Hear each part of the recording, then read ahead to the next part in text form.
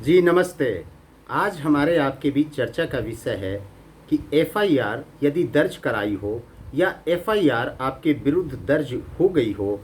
या किसी अन्य व्यक्ति ने कराई हो तो वैसी परिस्थिति में आपके पास क्या क्या रास्ते हैं। एफआईआर दर्ज तभी होती है जब किसी भी घटना को लेकर, किसी भी अपराध को लेकर कोई व्यक्ति पीड़ित होता है। पीड़ित व्यक्ति एफआईआर दर्ज कराते हैं या फिर जिस किसी ने उस घटना को देखा है, सुना है या उसके विषय में उसे जानकारी मिली है, वो भी आवेदन देकर थाना अध्यक्ष के नाम से, जिस थाने के अधिकार क्षेत्र के अंदर ये घटना घटी है, वहाँ एफआईआर दर्ज कराता है। एफआईआर दर्ज कराने वाले को सूचकवादी या इन्फॉर्मेंट कहा जाता है। तो इन्फॉर्मेंट की क्या क्या जिम्मेदारियां हैं यदि उसने एफआईआर दर्ज कराया है। सबसे पहले एफआईआर दर्ज होने के बाद केस को अनुसंधान के लिए एक जांच पदाधिकारी के जिम्मे सौंप दिया जाता है, जिसे अनुसंधान पदाधिकारी या कॉमन बातचीत की भाषा में हम लोग आईओ साहब कहते हैं। वो सामान्यतः इंस्पेक्टर, सब इंस्पेक्टर या असिस्टेंट सब इंस्पेक्टर हो सकते हैं।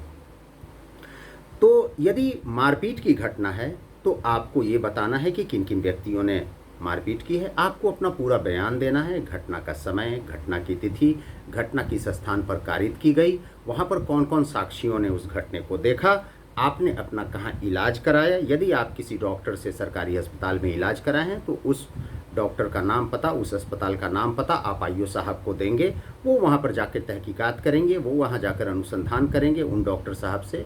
रिपोर्ट लेंगे। लेकिन यदि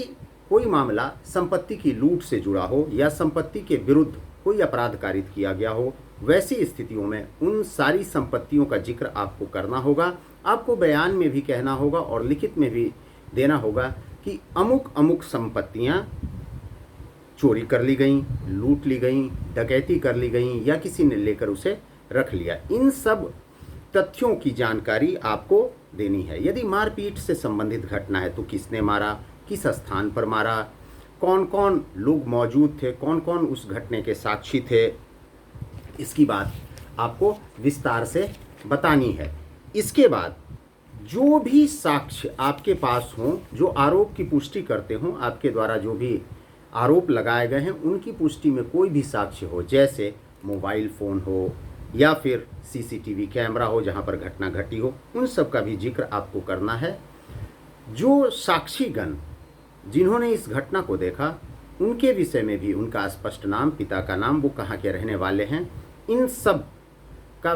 एक बड़ा ही समग्र और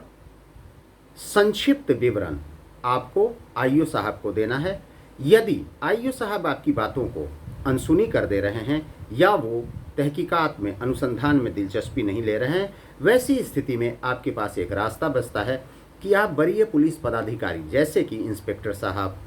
डिप्टी एसपी साहब, सुपरिटेंडेंट ऑफ पुलिस साहब, एसएसपी साहब, डीआईजी, आईजी और डीजीपी साहब के यहाँ भी अपनी बातों को रख सकते हैं। इसके अलावे यदि आपको इस बात का भय है कि पुलिस अनुसंधान में आपका मुकदमा, जो आपने आरोप लगाया है, वो आरोप सही से जांचा नहीं गया, उसका अनुसंधान सही से आईओ साहब के द्वारा नहीं किया गया, तो वैसी परिस्थिति में आप माननीय न्यायालय में, जहां आपका केस भेजा गया है जिस जुडिशियल मजिस्ट्रेट साहब के यहाँ, वहाँ पर भी आप जो भी शिकायत है या उसे आप प्रोटेस्ट पिटीशन के रूप में या फिर कुछ ऐसे साक्ष्य जो इन्वेस्टिगेशन के दौरान पुलिस के द्वारा नहीं लिए जा रहे हैं, उन साक्ष्यों को आप एक लिस्ट ऑफ डॉक्यूमेंट के साथ सूचीबद्ध कर माननीय न्यायालय में दे सकते हैं। ये तो बात हुई कि यदि आपने एफआईआर दर्ज कराया है, तो यदि आप एफआईआर आपके विरुद्ध दर्ज हुआ है और आप उस एफआईआर में एक्यूज्ड हैं, तो आपके पास क्या क्या रास्ते हैं। तो सबसे पहले आपको देखना है कि किन धाराओं में एफआईआर दर्ज की गई है। अनेक प्रकार की धाराएं होती हैं, जमानतीय धारा, अजमानतीय धारा, संज्ञेय अपराध की धारा, असंज्ञेय अपराध की धारा। तो सर्वप्रथम एफआईआर दर्ज हो यदि किसी भी अपराध को लेकर, तो ये निश्चित रूप से माना जाना चाहिए कि कोई न कोई उसमें ऐसी धारा जरूर होगी जो संज्ञेय अपराध से जुड़ी होगी। क्योंकि एफआईआर सदैव ही संज्ञेय अपराधों के विरुद्ध, गंभीर प्रकृति के अपराधों के विरुद्ध, या यूं कहें कि कॉग्निजेबल ऑफेंसेस के खिलाफ दर्ज किया जाता है। तो यदि आप धारा का अवलोकन करते हैं उस एफआईआर में और आप पाते हैं कि सारी की सारी धाराएं जमानतीय प्रकृति की हैं, तो वैसी स्थिति में आप आईओ साहब से, एसएचओ साहब से, इंस्पेक्टर साहब से या वरीय पुलिस पदाधिकारी के पास निवेदन कर सकते हैं एक आवेदन के माध्यम से कि साहब, मेरे विरुद्ध जो भी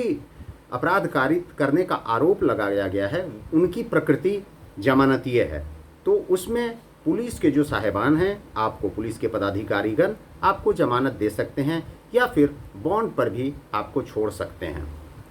अब बचती है बात कि यदि अपराध की धाराएं संज्ञेय प्रकृति की हों, गंभीर प्रकृति की हों, जैसे लूट की धारा लगी हो, डकैती कारित करने की धारा लगी हो, हत्या का आरोप लगाया गया हो, अपहरण का आरोप लगाया गया हो, देश या फिर पुलिस ऑफिसर हैं उनके ऊपर हमला करने का आरोप लगाया गया हो, रेप का आरोप लगाया गया हो, वैसी परिस्थितियों में आपके पास एक मात्र रास्ता बचता है कि आप एंटीसिपेटरी बेल में जाएं। लेकिन एक और भी महत्वपूर्ण बात यह है कि यदि किसी आरोपित के पास ऐसा साक्ष्य है कि वो अपराध में शामिल था ही नहीं और जिस दिन, जिस समय और जिस स्थान की घटना कही जा रही है वो उस दिन, उस समय, उस स्थान पर मौजूद नहीं होकर किसी अन्यत्र जगह था और उसके पास ठोस प्रमाण है, जैसे कि उसका मोबाइल फ़ोन, जिस समय की बात कही जा रही है, अगर वो जर्नी में है तो अपने मोबाइल फ़ोन को दे सकता है, या वो किसी हॉस्पिटल में है वहाँ की सीसीटीवी फुटेज दे सकता है, किसी शादी में है, किसी समारोह में है, या मान लिया वो कोर्ट कचहरी में है। तो ऐसा प्रमाण जो इस बात को प्रथम दृष्टया ही साबित करे कि जिस समय की घटना बताई जा रही है उस समय आरोपित व्यक्ति, अभियुक्त, अक्यूज्ड, जिसे एफआईआर में आरोपित किया गया है, वो उस घटना स्थल पर मौजूद था ही नहीं। इसे डिफेंस ऑफ एलिबाई कहा जाता है, अर्थात एक ही समय पर एक व्यक्ति दो अलग अलग स्थानों पर नहीं हो सकता है। तो इस तरह से आरोप निराधार हो जाता है। इसके लिए क्या करना होता है कि आपको या तो आईओ साहब के नाम से, एचएसओ साहब के नाम से, या पुलिस के अन्य पदाधिकारी गण, जैसे कि वरिष्ठ पदाधिकारी में एसपी साहब हुए, डीएसपी साहब हुए, आईजी साहब वगैरह हुए,